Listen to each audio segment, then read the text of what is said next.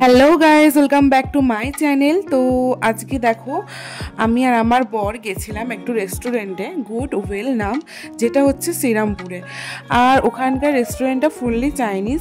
অনেক জায়গায় Indo Chinese restaurant আছে, বাট ওটা ফুল চাইনিজ রেস্টুরেন্ট।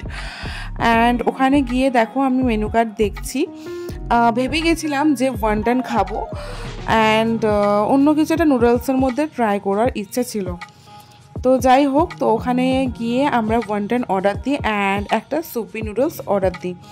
যাওয়ার সাথে সাথে ওরা সার্ভ করে যায় কিছু সস, যেটা আমি ওয়াও চাইনাতে গিয়েও দেখেছি। সেম টু সেম এই সসগুলোই ছিল, যেখানে soya sauce, chilli sauce and এটা ছিল হচ্ছে চিলি সসই ছিল এটা, মানে জলের মধ্যে চিলিগুলো ছিল, ডোবানো ছিল। আর এটা ছিল একটা হচ্ছে গ্রিন সস, যেটা জাস্ট ফাটাফাটি খেতে, টক ঝাল মিষ্টি। আর এই বোতলটা দেখো তোমরা, মানে এত রেস্টুরেন্টে খেয়েছি বাট এই বোতলটা অন্যরকমই ছিল। আর এটা ছিল চিকেন স্টিম ওয়ান্টন, যেটা কিছুটা মোমো স্টাইলের দেখতে হয় অ্যান্ড টেস্ট ওয়াইজও মোমো স্টাইলই বলতে পারবো, বাট খেতে না দুর্দান্ত ছিল। মাশরুম ছিল, ভেজিস ছিল অ্যান্ড ওপরে যেটা ছিল ওটা হচ্ছে রসুন কুচি কুচি করে ভেজে দেওয়া ছিল। তো ও, আমার হাজব্যান্ড বলছিল ফার্স্টে খাবে না, বাট ও আমাকে দেখে লোভ সামলাতে পারেনি।